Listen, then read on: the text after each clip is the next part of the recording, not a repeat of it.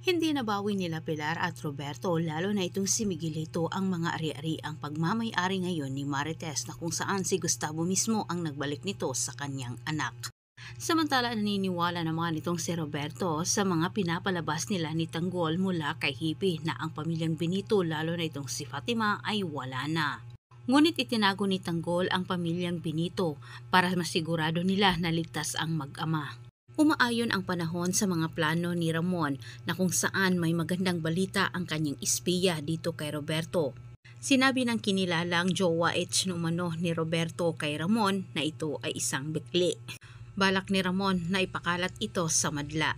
At habang pinagkainteresan nila Roberto, Miguelito at Pilar, lalo na itong si Jackie ang mga ari-ari ang nasa kay Marites ngayon, walang kamalay-malay itong si Roberto na may napaparating na pasabog si Ramon laban sa kanya. Magandang balita ang ibinalita ni Hippie kay Roberto, naniniwala naman ito na itong si Fatima ay wala na. Subalit labis naman ang pasasalamat nila ni Fatima paing dito kay Tanggol. Dahil sa mga ito, sila ay ligtas at sigurado sila na hindi na sila masundan sa mga tauhan ni Guerrero. Kampante naman ang pamilyang Guerrero, lalo na itong si Miguelito at Roberto na humarap sa madla.